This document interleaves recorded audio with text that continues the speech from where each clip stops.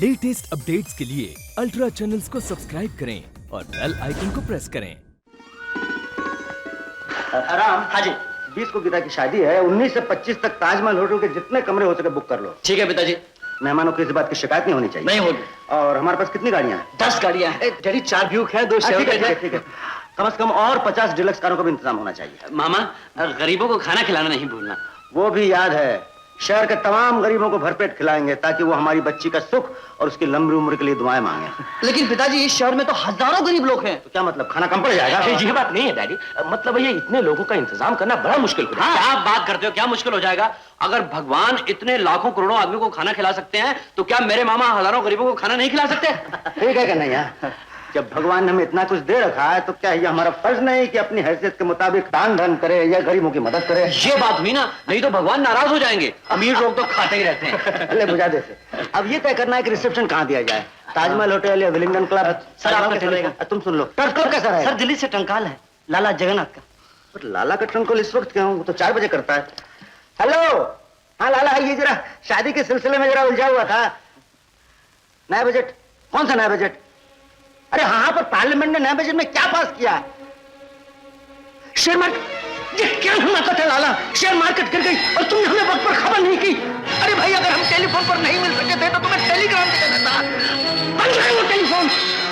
हमने अपनी जायदाद, पूरी जायदाद गिरवी रखा। अगर तुम हमें जरा पहले खबर दे सकते लाला तो कम से कम अपनी जायदाद तो बचा लेते लाला। हाँ, तुम्हारा कोई कसूर नहीं, लेकिन हम तो तबाह हो गए। हम पर 2 करोड़ का कर्जा पड़ गया ना लाला। मामा, लाला, पिताजी, मामा, पिताजी, क्या हो गया पिताजी? पिताजी, डॉक्टर ने बोला। पिताजी, मालिक, पिताजी, मामा, मामा। सब खत्म हो गया बच्चों, सब खत्म हो गया। पिताजी, अभी कल ही की तो बात है, गीता से मेरी शादी के लिए मन्नतें मांगते थे, पूजा पाठ करवाते थे। कल तक गीता का बाप एक करोड़पति था, आज वो एक भिखारी है। पिताजी कुछ तो सोचिए, शादी के इनविटेशन कार्ड तक छप चुके हैं। रमेश, अगर तुमने हवाई जहाज का टिकट खरीद रखा हो और तुम्हें ये पता चल जाए कि ये हवाई जहाज क्रैश होने वाला है, तो क्या फिर भी तुम उसी हवाई जहाज से सफर करोगे? इतना तो समझ, उसकी लड़की को अगर मैं अपनी बहू बना लूं तो अपने रुपयों के बदले में आज मुझे जो उसका मकान और फैक्ट्रियां मिल रही हैं उनसे हाथ धोना पड़ेगा। इसके अलावा उसके संबंधी होने के नाते मुझे अपनी इज्जत बचाने के लिए उसके दूसरे कर्जे भी चुका देने पड़ेंगे, समझा?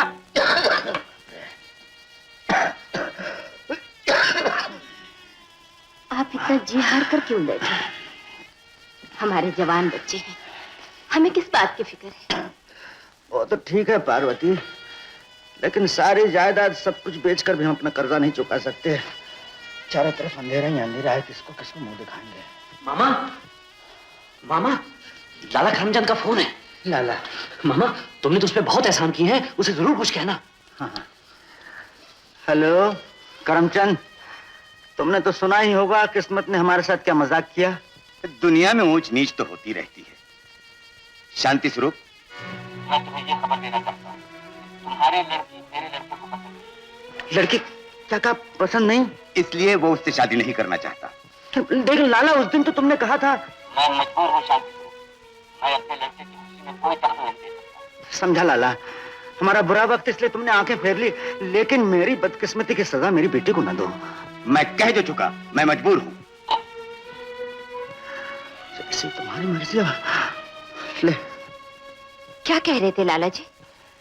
कह रहे थे कि रमेश को गीता पसंद नहीं, तो शादी नहीं होगी।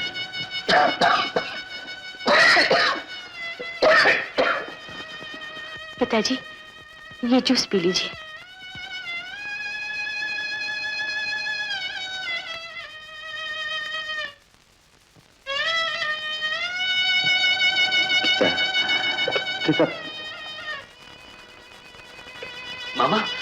मामा, तुम गीता की चिंता क्यों करते हो? क्या इस दुनिया में करमचंद का बच्चा ही रह गया है? मैं गीता के लिए उससे भी अच्छा बाल ढूंढ के लाऊंगा। तुम घबराते क्यों हो मामा? जब तक मैं जिंदा हूं तुम फिक्र ना करो। गीता,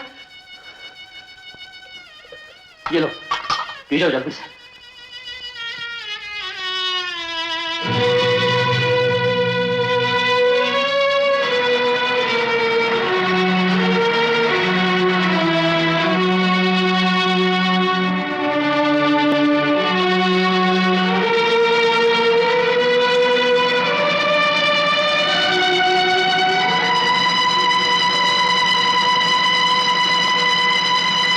मैंने तो ये भी सुना है दीदी कि उन्होंने कर्ज के बदले में ये बंगला भी किसी के हाथ गिरवी रख दिया है। हाँ? हाँ। पिताजी जो करते हैं उन्हें करने दीजिए, मगर आप अपनी एजेंसी संभाल कर रखिए। मेरे पिताजी कलेक्टर हैं, हमेशा यही कहा करते हैं कि सट्टेबाज का क्या भरोसा, आज आसमान पर कल जमीन पर।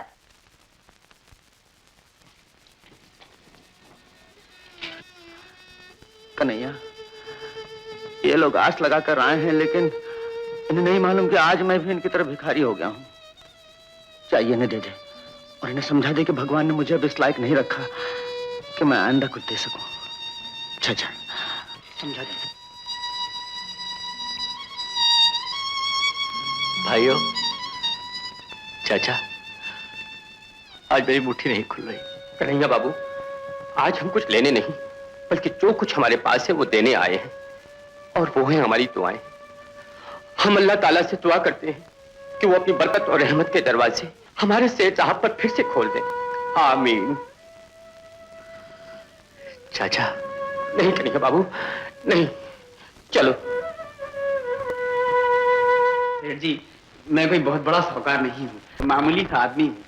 मैंने आपको 30,000 रुपये दिए थे, ये रही रसीद। अगर आप मेरी रकम मुझे रामनाथ, इस वक्त मैं तुम्हें 30,000 दे नहीं सकता, लेकिन तुम कोई फिक्र न करो, तुम्हारे रुपए डूबेंगे नहीं।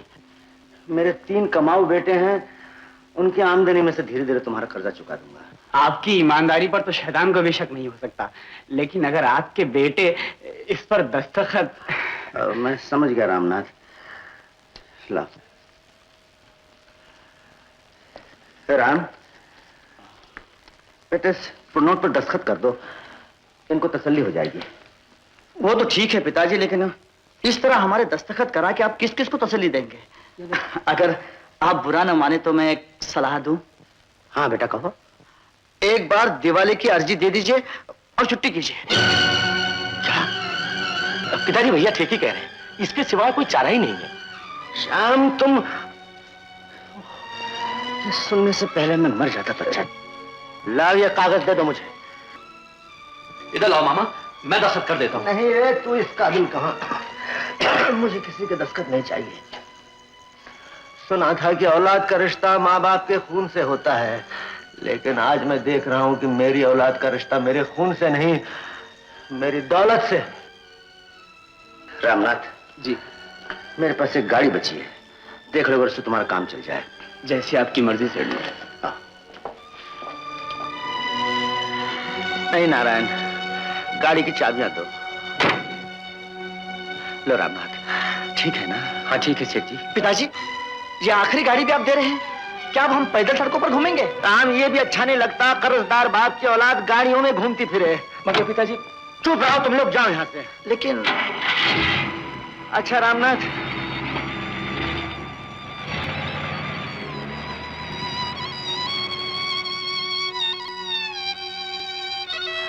नारायण, पकड़ो। और तो तुम्हें कुछ दे नहीं सकता, ये सोने की घड़ी ले लो। सेठ जी, ले लो, तुम्हारे काम आएगी। जाओ।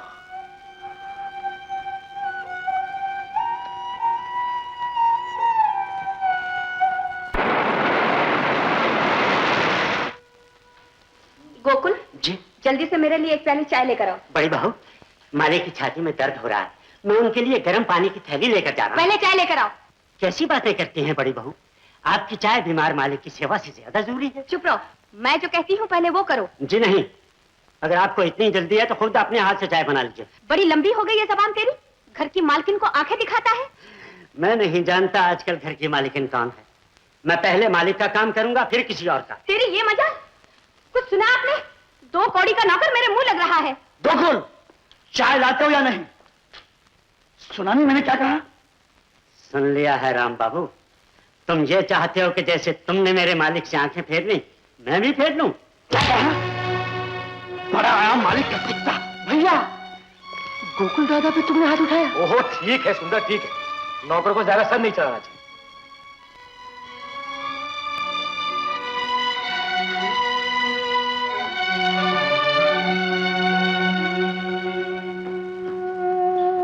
ये रही गर्म पानी की थैली मालिक। गोकुल, जी मालिक। तुम कहीं और नौकरी कर लो, समझ गए? समझ गया। लेकिन पालतू कुत्ता हूँ मालिक, गली का नहीं जो हर किसी की पत्तल चाट लूंगा। आप मुझे तनख्वाह न दीजिए मालिक। ये बात नहीं गोकुल, सेवा की कीमत तनख्वाह से ही नहीं, इज्जत से भी मिलनी चाहिए। लेकिन आपने बहुत इज्जत दे रखी है। हाँ, बहुत इज्जत दे रखी है, इसीलिए तो आज मेरे बेटे ने तुम्हारे मुंह पर थप्पड़ मारा है। बच्चों से भूल हो ही जाती है, उम्र भर आपका नमक खाया है, अब जिंदगी के 4 दिन बाकी हैं, अपने कदमों में पड़ा रहने दीजिए। मेरी बात मानो गोकुल, मेरी बात मानो। सुनो सुनो। जी मालिक। जब नदी में बाढ़ आती है तो किनारे का दरख्त डूब जाता है, लेकिन दरख्त के पंछी उड़ जाते हैं और उन्हें उड़ जाना ही चाहिए गोकुल। मालिक तुम भी जाओ, मुझे बड़ी खुशी होगी कि जिसने जिंदगी भर निस्वार्थ मेरी सेवा की है, कम से कम इज्जत की जिंदगी तो बिता रहा है। मालिक तो गोकुल उठो, मैं तो मजबूर हूँ, जिनको जन्म दिया उनका साथ तो मुझे निभाना ही पड़ेगा, लेकिन तुम क्यों अपना बुढ़ापा खराब करते हो गोकुल? उठो, जाओ जाओ गोकुल।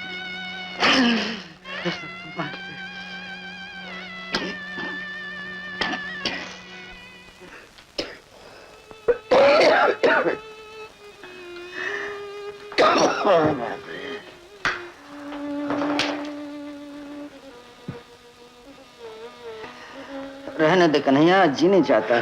जी क्यों नहीं चाहता? अरे पगले, तू हर वक्त मेरे साया क्यों बना रहता है? तू भी राम और श्याम की तरह अपने बारे में सोच, वरना मूर्ख का मूर्ख, गंवार का गंवार ही बना रहेगा। अगर इसी का नाम मूर्खता और गंवारपन है तो मैं मूर्ख और गंवार ही अच्छा हूँ। तुम मेरी चिंता ना करो। ये लो मामा, गर्म पानी का सेक करो। अरे तू समझता ये दर्द गर्म पानी के सेक से अच्छा हो जाएगा? क्यों नहीं होगा मामा, जरूर होगा। नहीं रे, मेरा दर्द कुछ और है। कर्ज का दर्द, जवान बेटी की शादी का दर्द। जा कन्हैया, मुझे अकेला छोड़ दे, जा। मामा अरे जा कन्हैया, जाना, जाना कि नहीं?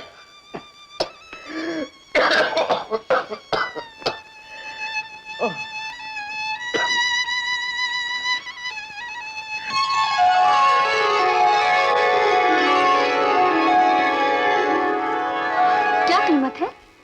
सस्ता ही मिल गया, सिर्फ 10,000। शाबाश, पहनाओ।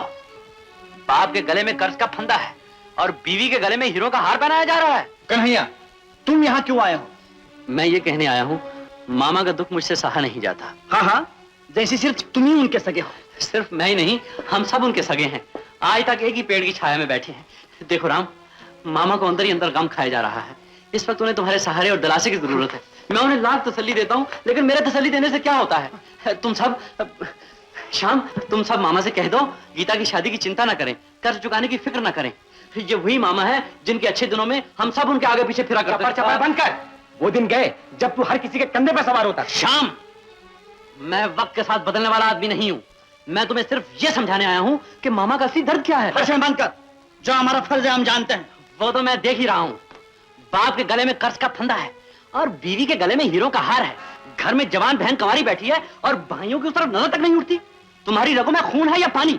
ना जाने भगवान जैसे मामा के यहाँ ऐसी औलाद कहां से पैदा हो गई। आम के पेड़ पर इमली का फल लगते नहीं सुना था। देख जरूर रहा। बकवास बंद करो, निकल जाओ यहाँ से।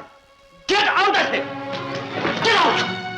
राम हमारे सामने जुबान चलाता है। लोगों के कुत्ते घरों में जंजीरों से बंधे रहते हैं, लेकिन यहाँ तो खुला ही छोड़ रखा है। क्या कहा? मुझे कुत्ता कहती हो? हाँ हाँ, तू है कौन जो हर किसी के मुंह लगा रहता है? भाभी लगती हो, वरना बता देता मैं कौन हूँ। पोटी पोटी कर देता तुम्हारी। निकल जाओ। छोड़ दो मुझे, छोड़ दो लक्ष्मी। हुआ क्या? राम और श्याम ने मुझे धक्का देकर बाहर फेंक दिया। मंगला भाभी ने मुझे कुत्ता कहा, कुत्ता। दुनिया का क्या, वो तो देवताओं को भी गाली देती है, लेकिन मैं पूछती हूँ, आपको पराई आग में हाथ डालने की क्या जरूरत? क्या कहा? पराई आग? कौन पराया है इस घर में? तू पराई है। तू बाहर से आई है ना, इसलिए ऐसी बातें करती है। राम श्याम सुंदर सब मेरे अपने हैं। क्या मैंने समझा नहीं सकता? मामा का दुख बता नहीं सकता? आप क्यों नहीं समझते कि आपके इन झगड़ों से मामा और दुखी हो जाएंगे? सुनिए, अब वक्त आ गया है कि हम लोगों को समझ लेना चाहिए कि हम यहाँ कुछ नहीं। लक्ष्मी, कैसी बातें करती है तू? ये मेरे मामा का घर है, मैं यहाँ सब कुछ हूँ और इन सबको मेरी बातें सुननी होगी। अच्छा, अभी तो चलिए यहाँ से, चलिए ना। ये 2 साड़ियाँ भी लिख देना। अच्छा, 2 साड़ियाँ मिलाकर 54 कपड़े हुए, समझे? ये कपड़े धुलने जा रहे हैं या धुलकर आए हैं? ऐसा क्यों पूछ रहे हैं आप? इसलिए कि कपड़े इतने साफ और उजले हैं कि धुलाई की कोई जरूरत नजर तो नहीं आती है। लेकिन आज तक इस घर का यही रिवाज चला आया है कि हम लोग रोज के धुले हुए कपड़े पहनते हैं। मंगला, तुम इस घर की बड़ी बहू हो, तुमसे तो इस घर की हालत छुपी नहीं है। तुम्हें समझना चाहिए कि अब हम फजूल खर्ची नहीं कर सकते। मैं कौन सा फजूल खर्च कर रही हूँ? जन्म से अच्छा पहना है, अच्छा खाया है, भिखारियों की तरह मैं नहीं रह सकती। आखिर मैं कलेक्टर की बेटी हूँ। तुम कलेक्टर की बेटी जरूर हो, लेकिन इस घर की बहू भी हो। मैं तो ये कह रहा था कि अगर हम अपनी चादर देखकर पांव फैलाएं तो ये बुरे दिन भी किसी न किसी तरह कट जाएंगे। नहीं तो तुम जो ठीक समझो करो। दूसरों को नसीहत करना कितना आसान है। अपने आप तो सट्टे में करोड़ों रुपए बर्बाद कर दिए और हमें बचत की पट्टी पढ़ाते हैं। अगर बचत का इतना ही ख्याल है तो इतने कीमती सिगरेट पीने के बजाय बीड़ी क्यों नहीं पीते? वाह दीदी वाह, खूब मुंह तोड़ जवाब दिया। अरे और नहीं तो क्या करती।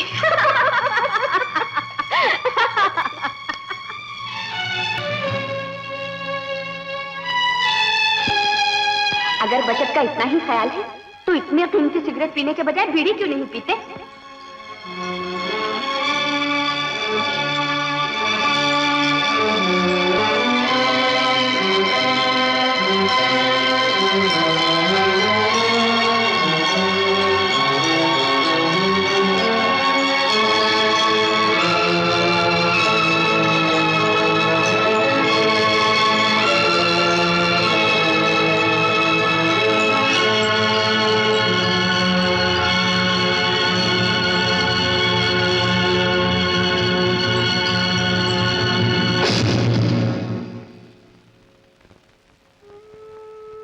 सारे घर में मैं आपको ढूंढ आई।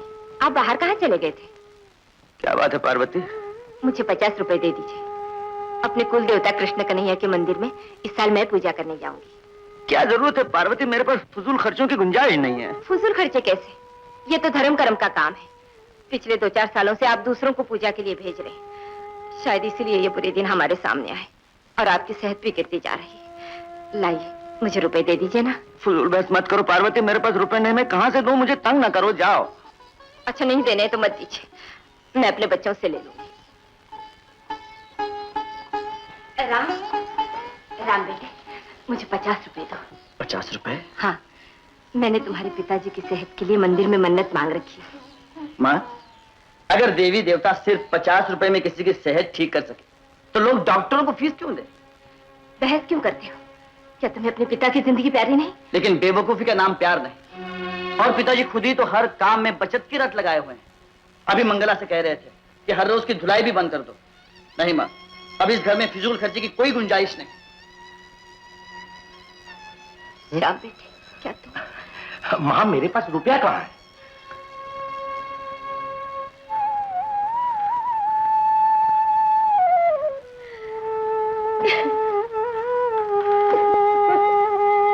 मामा, धूप में क्यों खड़े हो? क्या बात है मामा, बड़े उदास दिख रहे हो? कुछ नहीं रे, कुछ नहीं। ओह, समझ गया, तुम्हारी उदासी समझ गया। तुम्हें सिगरेट चाहिए ना? मैं अभी दौड़ नहीं, मुझे सिगरेट नहीं चाहिए। मैंने सिगरेट पीना छोड़ दिया है। क्या आप बात करते हो मामा, तुमने सिगरेट पीना छोड़ दिया? हाँ, मैंने सिगरेट पीना छोड़ दिया है। मेरी बात तो सुनो। मामा, सुनो मामा। सुनिए, क्यों मामा जी को तंग कर रहे हैं? मैं तंग कर रहा हूँ? ओफो, आपको क्या मालूम इस घर में क्या क्या हो रहा है? क्या हो रहा है?